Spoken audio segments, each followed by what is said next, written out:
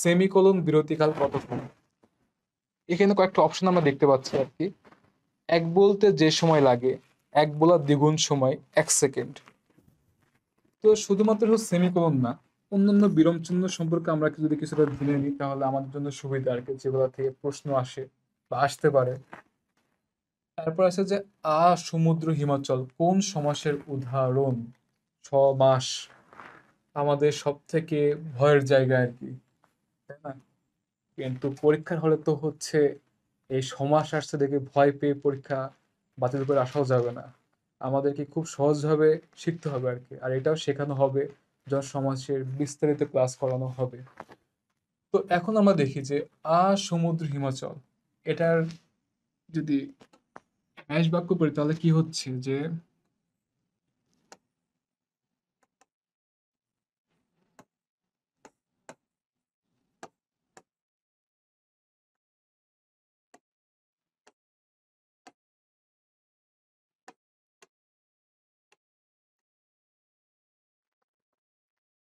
সমুদ্র থেকে হিমাচল হিমাচল, এটাকে বাক্য হচ্ছে যে সমুদ্র হিমাচল, এটা কোন সমস্যার উদাহরণ?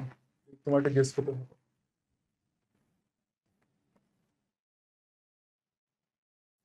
যারা পারছো তাদের জন্য +1। এটা হচ্ছে অব্যয়ীভাব সমাস। এখন খুব শর্টে যদি আমরা অব্যয়ীভাব সমাস চিনতে চাই তাহলে আমাদেরকে কিছু বিষয় মনে রাখতে হবে আর কি। আমাদেরকে আরেকটা সমাসের কথা মাথায় রাখতে হবে, সেটা হচ্ছে প্রাদি সমাস।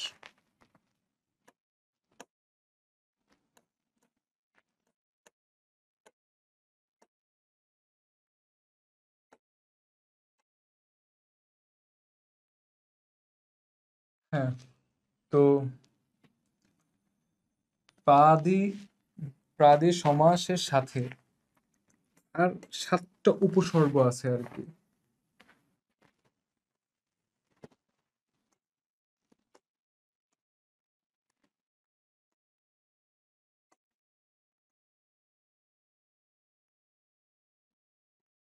অ, অনা।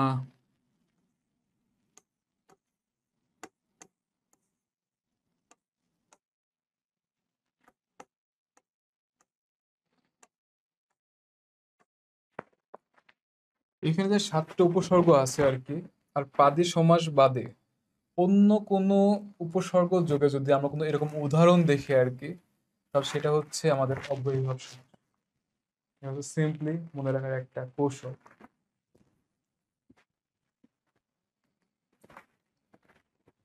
এবার আসি আমরা হচ্ছে কোনটি প্রাতিপদিকের উদাহরণ। আমরা কি জানি বিভক্তিহীন নাম শব্দকে প্রাতিপদিক বলে। এখানে কোন শব্দে বিভক্তি নেই আমরা এখন দেখার চেষ্টা করি। মানে এটা তোমরা একটু ভাবতে থাকো। সিম্পলি বই, এখানে কোনো বিভক্তি নেই, এটা একটা নাম শব্দ। তাই এখানে হচ্ছে এটাই হচ্ছে একটা প্রাতিপদিকের উদাহরণ। প্রাতিপদিককে প্রত্যয় বলা হয়ে থাকে। এটা আমাদের এক্সট্রা ইনফো আমাদের জেনে রাখা দরকার। এখন এটা হচ্ছে একটা জ্ঞানমূলক প্রশ্ন। এই ধরনের প্রশ্ন আসলে পড়া মাত্রই বোঝা মাত্রই সাথে সাথে আমাদেরকে উত্তর দিতে হবে। আবার এই উত্তর দেওয়ার ক্ষেত্রে আমাদেরকে কখনো লেট করা যাবে না, কারণ আমাদেরকে তো 1 ঘন্টার মধ্যে 100টা কোশ্চেন সলভ করতে হবে। যেগুলো জ্ঞানমূলক প্রশ্ন সেটাগুলোকে ফার্স্ট দেওয়ার চেষ্টা করতে হবে, আর অনুধাবন প্রশ্নে একটু পজ দিয়ে ভেবেচিন্তে উত্তর দিতে হবে। তাই এটার অ্যান্সার হচ্ছে আখতারুজ্জামান ইলিয়াস। এখন আসি যে এ ধ্বনির উচ্চারণে কোন নিয়মটি সঠিক নয়। একাক্ষর সর্বনাম পদে সংবৃত, পদের অন্ত বিবৃত, ই বা ওকারের আগে সংবৃত, 2 অক্ষর বিশিষ্ট পদে বিবৃত। এখন সংবৃত ও বিবৃত বলতে কি বোঝায়? আগে আমাদেরকে আগে এটা বুঝতে হবে। সংবৃত অর্থাৎ কোনো একটা শব্দ আমরা উচ্চারণ করলাম, সেই শব্দ উচ্চারণের সময় আমাদের যে মুখটা, এটা কতটুকু আমাদের ওপেন হচ্ছে, কতটুকু খুলছে বা কতটুকু বন্ধ থাকতেছে, এটার উপর ডিপেন্ড করে বলতে হয় যে সংবৃত নাকি বিবৃত। যদি এই জিনিসটা একটা শব্দ উচ্চারণ করার পরে এটা যদি অল্প সময় খোলা থাকে আর কি, তাহলে সেটা হচ্ছে সংবৃত। আর যখন আমরা বলবো যে উচ্চারণের সময় যেটা অনেক বেশি বড় বের হয় সেটা বলবো হলো বিবৃত, যেরকম আ, এই যে আমার মুখটা যে খুলে গেল আ করে একবারে বড় করে আর কি, এটা হচ্ছে বলা বিবৃত। আর যখন বলবো মানে কম, বা যেরকম হচ্ছে উ, এটা হচ্ছে সংবৃত। আর এই ক্ষেত্রে, এর ক্ষেত্রে, এ ধ্বনির ক্ষেত্রে পদের অন্তে কখনোই বিবৃত হয় না। যেমন তোমরা যদি এখন যদি চাও তা তোমার নিজের এখন উচ্চারণ করে দেখতে পারো যে শেষে,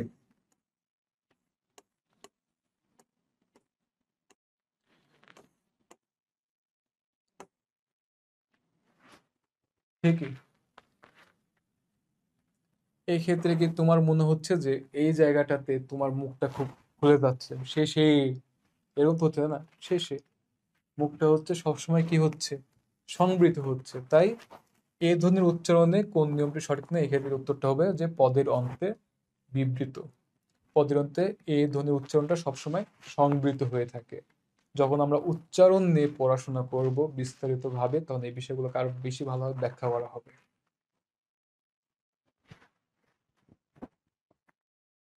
কি ধরনের ধ্বনি পরিবর্তনে স্বরের আগমন ঘটে না বা স্থান পরিবর্তন হয় না?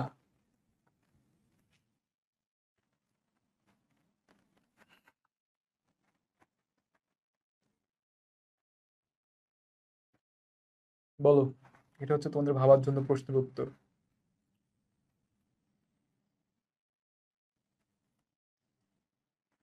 যারা পারছো আর কি তাদের জন্য হচ্ছে +1, আর যারা পারো নাই তারা জেনে নাও, সেটা হচ্ছে যে স্বরসঙ্গতি। স্বরসঙ্গতির ক্ষেত্রে ধ্বনির পরিবর্তনে স্বরের আগমন ঘটে না বা স্থান পরিবর্তন হয় না। ঠিক আছে। তারপরে হচ্ছে যে সাদ বাগান শব্দে ধ্বনির সময়ের উচ্চারণ স্থানসমূহ কোনগুলো? সাদ বাগান।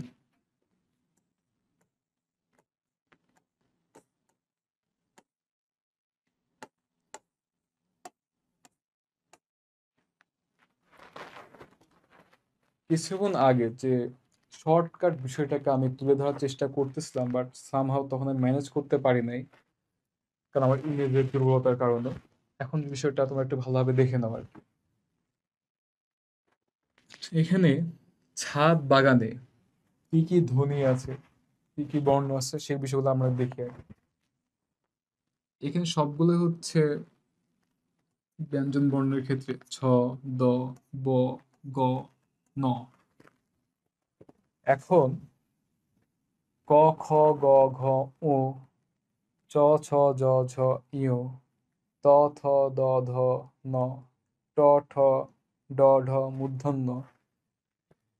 এই বিষয়গুলো যখন মাথায় রাখবো তখন ক, খ, গ, ঘ, ঙ, বা ক, খ, গ, ঘ, ও দ্বারা নাসিক্য হয়ে থাকে।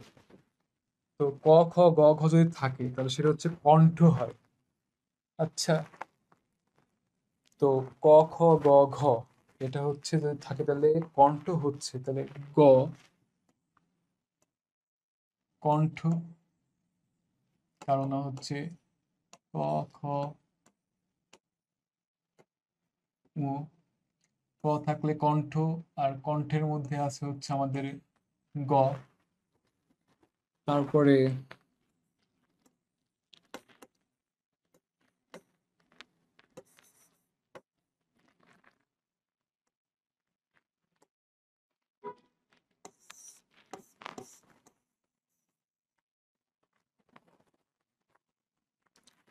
চ, ছ, জ, ঝ, জ তাহলে স। তো এইটা থাকলে হচ্ছে তালব্য। তালব্য মানে হচ্ছে তালু।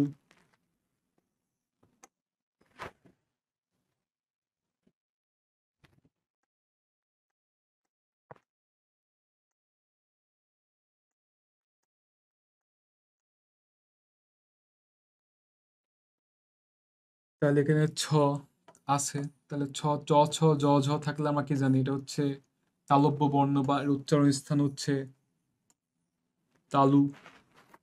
দ, ত, থ, দ, ধ, ন। দ থাকলে আমরা জানি দন্ত, তাহলে এটা হচ্ছে সেই দন্ত। তারপরে প, ফ, ব, ভ, ম।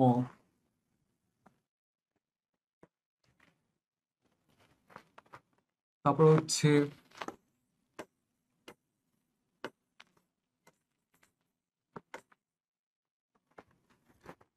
প, ফ, ব, ভ, ম। এটা যখন উচ্চারণ করবো আর কি, তখন এটা উচ্চারণ হয়ে থাকে ঠোঁট থেকে বা ওষ্ঠ থেকে। তাই এটা হচ্ছে আমাদের সেই ওষ্ঠ।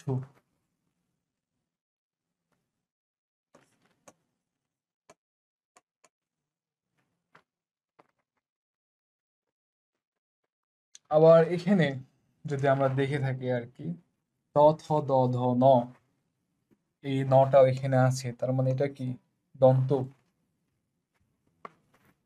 এখন যখন এই ধরনের কিছু ট্রিক্স আমরা মনে রাখবো, যে ক থাকলে কণ্ঠ, চ, ছ, জ, ঝ, তালব্য, তারপরে ত, থ, দ, ধ, ট, ঠ, ড, ঢ, মূর্ধন্য। মূর্ধন্য থাকলে হচ্ছে মূর্ধন্য বর্ণ, উচ্চারণ স্থান হচ্ছে পশ্চাৎ দন্তমূল, বা এখানে তাহলে এটা হচ্ছে মূর্ধন্য হবে।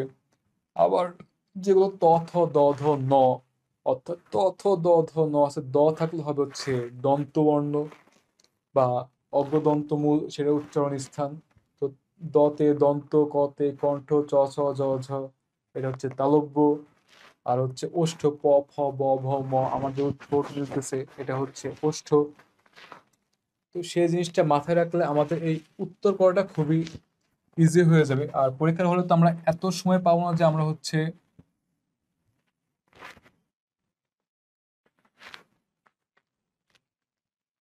এত কিছু ভাবতে পারবো আর কি। তো এত কিছু যেহেতু আমরা ভাবতে পারবো না, সেই ক্ষেত্রে আমাদের হচ্ছে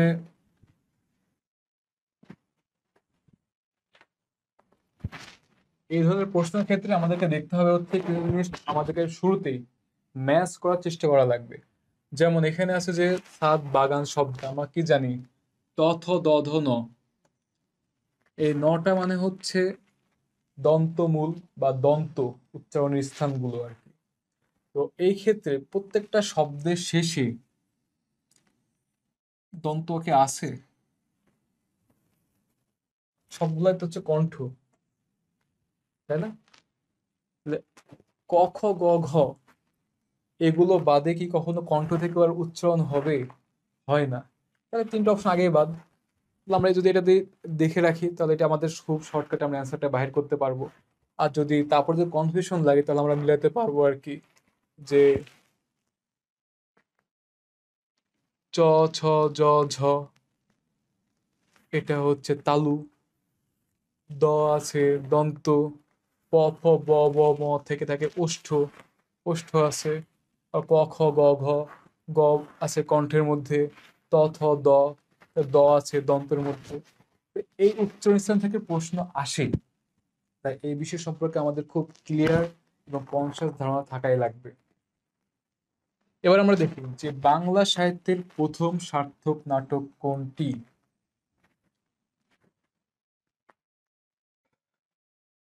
প্রথম সার্থক নাটক, প্রথম সার্থক ট্র্যাজেডি, প্রথম সার্থক কমেডি, এই বিষয়গুলো থেকে প্রশ্ন আসে। কখন এটাতে হয়তো বিউপিতে আসছে এটা প্রথম সার্থক নাটক কোনটি, চবিতে বেশিরভাগ সময় আসে হচ্ছে ট্র্যাজেডি কোনটা, আবার জাবিতে আসে হচ্ছে কমেডি কোনটা। তো এই বিষয়গুলো আমাদেরকে তিনটে জেনে থাকা দরকার। প্রথম সার্থক নাটক হচ্ছে শর্মিষ্ঠা, প্রথম ট্র্যাজেডি হচ্ছে কৃষ্ণকুমারী, আর প্রথম সার্থক কমেডি হচ্ছে পদ্মাবতী। তো এই তিনোটাই লিখেছে হচ্ছে মাইকেল মধুসূদন দত্ত। তো এই ইনফরমেশন গুলো আমাদেরকে বেশি করে জানিয়ে থাকা দরকার। এর পরবর্তীতে একটা এক কথায় প্রকাশ আছে, এটা অ্যান্সার আমি দিব না, এটা তোমাদের জন্য রেখে দেবো, এটা অ্যান্সার তোমরাই দিবা। খিয়া পার করে যে কি হবে। এবার আসে হচ্ছে সেমিকোলন বিরতিকাল কতক্ষণ। এখানে কয়েকটা অপশন আমরা দেখতে পাচ্ছি আর কি। এক বলতে যে সময় লাগে, এক বলা দ্বিগুণ সময়, 1 সেকেন্ড। তো শুধুমাত্র সেমিকোলন না, অন্যান্য বিরাম চিহ্ন সম্পর্কে আমরা যদি কিছুটা জেনে নিই তাহলে আমাদের জন্য সুবিধা আর কি, যেগুলো থেকে প্রশ্ন আসে বা আসতে পারে। 1 সেকেন্ড আমরা বিভিন্ন ভাবে জানতে পারি। এই তিনটা সময়ের বা তিনটা চিহ্নের যে বিরতিকাল সেটা হচ্ছে 1 সেকেন্ড। তারপর এখানে আছে সেমিকোলন। সেমিকোলনের মধ্যে দুটো এলিমেন্ট আছে, একটা হচ্ছে এরকম ফোঁটা, একটা হচ্ছে কমা। এই কমা বলার বিরতিকাল হচ্ছে এক বলতে যে সময় লাগে, এটা হচ্ছে কমা বলার বিরতিকাল। আর হচ্ছে এই যে ফোঁটাটা দিলাম এর দ্বারা আমরা কি করলাম, এটাকে একটু ভারটাকে দ্বিগুণ করে দিলাম। সেমিকোলন বলার বিরক্তিকাল হচ্ছে এক বলার দ্বিগুণ সময়। কমাটা হচ্ছে এক বলতে যে সময় লাগে, সেমিকোলনের যে ফোঁটা এই ফোঁটাটার জন্য হচ্ছে এক বলার দ্বিগুণ সময়টা লাগে। এটা আমাদেরকে মনে রাখতে হবে। আর 1 সেকেন্ড লাগে যেগুলো হচ্ছে দাড়ি, প্রশ্নবোধক চিহ্ন কিংবা আশ্চর্যবোধক চিহ্ন, এই তিনটার ক্ষেত্রে লাগে 1 সেকেন্ড। সো এই বিষয়গুলো সম্পর্কে আমাদের একদম মানে ক্লিয়ার ধারণা থাকা লাগবে। পরবর্তীতে এখন একটা প্রশ্ন যেটা আমাদেরকে অনেক বেশি কনফিউশন তৈরি করে রাখে আর কি, যে এক কথায় প্রকাশ কর 60 বছর পূর্ণ উপলক্ষে আনন্দ উৎসব। তো 60 বছর কোনটা? এটা কি রজত জয়ন্তী, সুবর্ণ জয়ন্তী, হীরক জয়ন্তী না প্লাটিনাম জয়ন্তী? আমাদেরকে 60 বছর হচ্ছে হীরক জয়ন্তী, রজত জয়ন্তী হচ্ছে 25 বছর, সুবর্ণ হচ্ছে 50 বছর,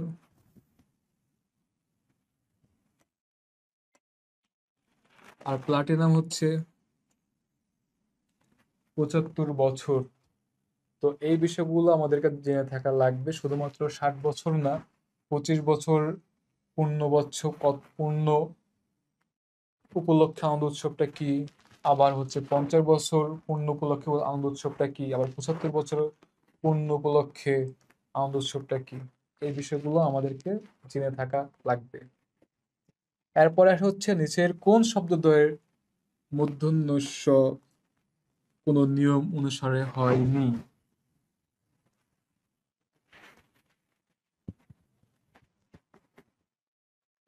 এখন এটা হচ্ছে আমাদের ব্যাকরণের নত্ব ও সত্য বিধান, এখান থেকে প্রশ্নটা এসেছে আর কি। তো নত্ব সত্য বিধান আমরা কি জানি? কিছু শব্দ আছে যেটা নিয়ম অনুসরণ করে, আবার কিছু শব্দ আছে যেটা হচ্ছে নিয়ম অনুসরণ করে না। ঠিক আছে, এগুলোকে হচ্ছে বেপরোয়া বা আমাদের বন্ধু যেটা আছে ঘাড়তেরা, এরা হচ্ছে কোনো নিয়ম মানে না, তারা চির স্বাধীন। আর স্বাধীন অনুযায়ী হচ্ছে আমাদের বিভিন্ন ছন্দ থাকে, ওই ছন্দগুলো মনে রাখা লাগবে আর কি। যেটা নিয়ম অনুসরণ হয় না, যেটা হচ্ছে স্বভাবতই শব্দ আর কি, ওদের স্বভাবটাই হচ্ছে এরকম, তার এরকমই হয়। এখানে হচ্ছে কৃষক, সরি, এখানে হচ্ছে হচ্ছে ভাষণ ও পোষ, এটা হচ্ছে সেই শব্দদ্বয় যেটা কোনো নিয়ম অনুসারে হয় না, এটা হচ্ছে স্বভাবতই শব্দ। এছাড়াও তোমরা হচ্ছে যেগুলো শব্দ স্বভাবতই হয় সেগুলোতে বিগত বছর যেগুলো প্রশ্নগুলো আসছে আর কি, সেগুলোকে বারবার পড়ে রাখবা, কারণ ওর মধ্য থেকে ঘুরে ফিরে প্রশ্নগুলো আসে। তারপর হচ্ছে দিব তোমার শ্রদ্ধা ভক্তি, এই বাক্যের কারক বিভক্তি নির্ণয় করো। তো এই ধরনের প্রশ্নগুলোকে আমাদেরকে একটু ভাবনার জন্য দিয়ে থাকে আর কি। তো এখানে আমরা দেখতে পাচ্ছি যে বিভক্তি সবগুলো শূন্য। তো এই ধরনের প্রশ্ন যখন আসবে তখন আমরা যদি দেখি যে একই ধরনের আছে তাহলে বিভক্তি নিয়ে ভাবার দরকারই নেই। এখন কারক কোনটা হইতে পারে? এখন সত্য ত্যাগ করে দান করাটা, এটা হচ্ছে সম্পাদন কারক। দিব তোমায় শ্রদ্ধা ভক্তি, এখানে আমরা সত্য ত্যাগ করে একজনকে শ্রদ্ধা ভক্তি করতেছি, দান করে দিচ্ছি, এটাই হচ্ছে আমাদের ক্ষেত্রে সম্পাদন কারকে শূন্য বিভক্তি। এই যে কারক বিভক্তি, সমাস, উচ্চারণ স্থান থেকে শুরু করে যাবতীয় ব্যাকরণের বিষয়গুলোকে আমরা হচ্ছে আরো নিখুঁতভাবে বিশ্লেষণ করার চেষ্টা করব পরবর্তী ক্লাসগুলোতে। আর যেহেতু শুধুমাত্র কোশ্চেনগুলোর প্যাটার্ন সম্পর্কে ধারণা দেওয়া এবং ব্যাকরণ কোন কোন স্থান থেকে প্রশ্নগুলো এসেছে সেগুলো বিষয়কে তুলে ধরার জন্যই আমরা খুব সংক্ষিপ্ত আকারে এগুলোকে বিশ্লেষণ করার চেষ্টা করতেছি। এছাড়াও এখন দেখা যাক যে রেস্তোরাঁ রসদতুরপ শব্দত্রয়ের উৎস ভাষাসমূহ যথাক্রমে কোনগুলো? এখানে ডাস আমরা দেখতে পাচ্ছি আর কি। এই ডাস মূলত হচ্ছে ওলন্দাজ ভাষা আর কি। এটা আমাদেরকে মাথায় রাখা লাগবে। আর এই তিনটে শব্দ হচ্ছে এসেছে হচ্ছে ফরাসি, ফার্সি আর ডাচ থেকে। তো এই ধরনের শব্দ যেগুলো আসে আর কি, সেগুলোকে আমাদেরকে মুখস্থ করতে হবে। এটা শেখানোর কোনো অবস্থাটা নেই আর কি। বিভিন্ন ট্রিক্স অ্যাপ্লাই করে আমাদের মুখস্থ করাটা আমরা শেখাবো। আর সেই অনুযায়ী আমরা চেষ্টা করবো যে বিষয়গুলোকে আরো ভালোভাবে তুলে ধরা, বা যে যত শর্ট নোটের মধ্যে খুব ইম্পর্টেন্ট বিষয়গুলো তুলে ধরা যায়, সেই চেষ্টাটাই আমরা করার চেষ্টা করবো আর কি। এখন এখানে আমরা আসি আর কি, যে কোনগুলো তৎসম উপসর্গে গঠিত শব্দ নয়। ঠিক আছে, এখন তৎসম উপসর্গ সম্পর্কে আমাদেরকে ধারণা থাকতে হবে। কোনগুলো তৎসম উপসর্গ, কোনটা বাংলা উপসর্গ, খাঁটি বাংলা উপসর্গ, সেগুলো বিষয়ে ধারণা থাকতে হবে। এখানে যদি আমরা দেখে থাকি যে পরা, প্র, নি, অনু, এগুলো সবগুলোই হচ্ছে তৎসম উপসর্গ। তাহলে এখানে যেটাতে উপসর্গ তৎসম উপসর্গ নেই, সেটা হচ্ছে যে এই নারাজ ও কারখানা। এখন দেখে যে কোনটি ফলাযুক্ত সন্ধির সঠিক উদাহরণ, এটাও তোমাদের জন্য রেখে দিলাম।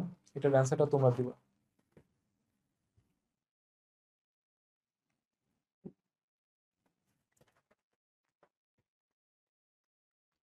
হ্যাঁ, এগুলো আবার সেই একই ধরনের হচ্ছে আমাদের জ্ঞানমূলক প্রশ্ন। এখানে আমরা দেখতে পাচ্ছি যে রেইনকোট গল্পের প্রেক্ষাপটটা কি। এখন রেইনকোট গল্পটা আমরা সবাই জানি কি, যে এটা হচ্ছে আমাদের সেই 1971 সালের মুক্তিযুদ্ধের অবলম্বনেই রচিত হয়েছে। এরপর আছে যে স্বরবর্ণের সংক্ষিপ্ত রূপকে কি বলে থাকে। আচ্ছা, এই প্রশ্নের আগে আমরা হচ্ছে অনেক শুরুতেই আমরা যেটা জেনেছিলাম সেটা হচ্ছে যে ব্যঞ্জন বর্ণের সংক্ষিপ্ত রূপটা কি। ব্যঞ্জন বর্ণের সংক্ষিপ্ত রূপটা হচ্ছে ফলা। ফলা হচ্ছে কয়টা বলছিলাম? ছয়টা। সব থেকে সহজ সে ছয়টা কি কি? জারুল ও নবম, এই শব্দ যদি আমরা মনে রাখতে পারি, তাহলে ওই সে ছয়টাকে আমরা খুব সহজভাবেই ধারণা পোষণ করতে পারবো আর কি, বা মনে রাখতে পারবো খুব শর্ট টেকনিকে। আর স্বরবর্ণের ক্ষেত্রে এটা হচ্ছে যে স্বরবর্ণের সংক্ষিপ্ত রূপকে বলা হয়ে থাকে কার। কার হচ্ছে 10টা। অ বাদে যতগুলো স্বরবর্ণ আছে সবগুলোই হচ্ছে কি কার। আকার, ইকার, উকার, হ্রস্ব ইকার, দীর্ঘ ইকার, একার, ওকার, ওকার, ঐকার। তো হচ্ছে কার স্বরবর্ণের সংক্ষিপ্ত রূপকে বলা হয় কার, ব্যঞ্জনবর্ণের সংক্ষিপ্ত রূপকে বলা হয় ফলা। কার আছে হচ্ছে 10টা, অব্যতীত সবগুলাই হচ্ছে কি একটা করে আমাদেরকে আকার, উকার, দীর্ঘ ইকার হিসেবে পেয়ে থাকি। নিচের কোনটি অলুক তৎপুরুষ সমাস? এটাও তোমাদেরকে আমি দিয়ে রাখলাম, এটা তোমার নিজেরা অ্যান্সারটা করে দেবা। তবে হ্যাঁ, অ্যান্সার করার আগে একটা জিনিস তোমার জেনে রাখো আর কি। অলুক তৎপুরুষ, তৎপুরুষে পরপদ প্রধান পায় এবং প্রথম পদের সাথে থাকে বিভক্তি। এখন এইখানের মধ্যে কোনটাতে পরপদ প্রধান পেয়েছে এবং কোনটার শুরুতে বিভক্তি আছে, এটাও তোমাদের জন্য ভাবনার জন্য তোমাদেরকে দিয়ে দেবা। 40 নম্বর আসে যে এখানে বলা হচ্ছে যে অপরিচিত গল্পটি কোন পুরুষের জন্মদিনে লেখা। এটা হচ্ছে একটা জ্ঞানমূলক প্রশ্ন। এটা হচ্ছে উত্তম পুরুষের জন্মদিনে লেখা। শিক্ষক ছাত্রকে বই দিলেন, এখানে এই যে দিলেন, এটা কোন ক্রিয়ার উদাহরণ? একটু ভাবো।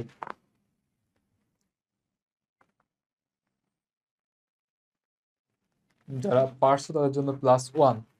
এখন আমরা দেখতে পারি আর কি যে যে ক্রিয়া দ্বারা দুইটা কর্ম সম্পূর্ণ হয়েছে এমন বোঝায়, তাকে বলা হয়ে থাকে দ্বিকর্ম ক্রিয়া। তো এখানে দুইটা কর্ম কিভাবে সম্পন্ন হলো, যদি আমরা এখানে যদি দেখি যে শিক্ষক কাকে বই দিলেন, এখানে একটা কর্মসম্পন্ন হলো শিক্ষক ছাত্রকে বই দিলেন। তো এই যে এখানে একটা কর্ম সম্পাদন হলো, তারপর হচ্ছে শিক্ষক ছাত্রকে কি দিলেন? শিক্ষক ছাত্রকে বই দিলেন। এটা আরেকটা কর্ম সম্পন্ন হয়েছে। যেহেতু এখানে দুইটা কর্ম সম্পন্ন হয়েছে, তাই এটা হচ্ছে দ্বিকর্ম ক্রিয়ার উদাহরণ। এবার আসি আমরা স্বরধ্বনি কোন আকারে ব্যঞ্জন ধ্বনির সাথে যুক্ত হয়ে উচ্চারিত হয়? আচ্ছা, একটা খুবই মজাদার একটা উদাহরণ বা শব্দ আমরা দেখি।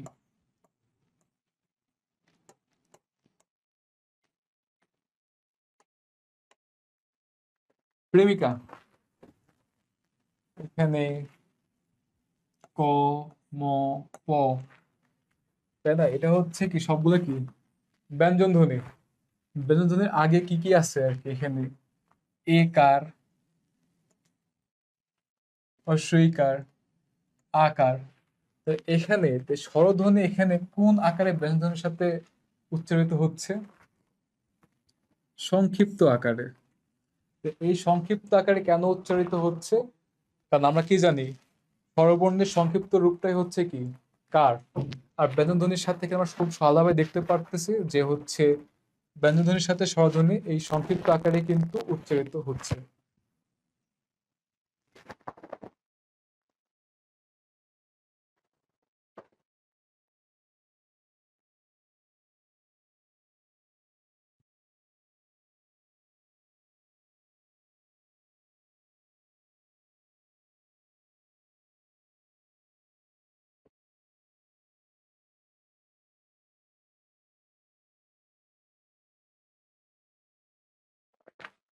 তো এখন আমরা শেষের দিকে চলে আসি, যে আমরা এতক্ষণ দেখলাম যে বাংলা প্রথম পত্রের গদ্য পদ্য থেকে প্রশ্ন এসেছে। আবার হচ্ছে ব্যাকরণে দেখলাম যে সমাস, কারক, বিভক্তি, ব্যঞ্জন ধ্বনি, স্বরধ্বনি, এগুলো বিষয় থেকে প্রশ্নগুলো এসেছে। এখন আমরা যদি দেখি তাহলে এখানে দেখা যাচ্ছে যে আমাদের যে বই বা আমাদের যে উপন্যাস আছে সেখান থেকেও প্রশ্ন আসে। সো সে প্রশ্ন উপন্যাস থেকে আসতে পারে, নাটক থেকেও আসতে পারে। তো এগুলো সম্পর্কে আমাদের যে বেসিক ধারণা বা চরিত্র যেগুলো আছে সেগুলো সম্পর্কে আমাদেরকে বেসিক ধারণা থাকতে হবে আর কি। যেমন এখানে হচ্ছে লাল সালু উপন্যাসে বলা হচ্ছে যে মজিদ চরিত্রটা কিসের প্রতিভূ। যখন আমরা লাল সালু উপন্যাসটা পড়ি তখন দেখি কি মজিদ হচ্ছে রাস্তার ধারে দাঁড়ায় এভাবে দাঁড়ায় থাকে, দাঁড়ায় থেকে সে হচ্ছে মানুষের মধ্যে দেখাচ্ছে সে খুবই কি আল্লাহ ভীরু মানুষ। কিন্তু আদতে কি তাই? তা তো না, সে ছিল কি একটা পুরো পুরো ভণ্ড মাজার ব্যবসায়ী মানুষ। তার যে এই যে ভণ্ড মানুষ, যারা ভণ্ড তারাই কিন্তু প্রতারণা করে থাকে। তাই এখানে আমরা সহজে বলতে পারি যে মোদির যে চরিত্রটা আছে সে হচ্ছে এই প্রতারণার প্রতিভূ। সমস্যা হয় এটা।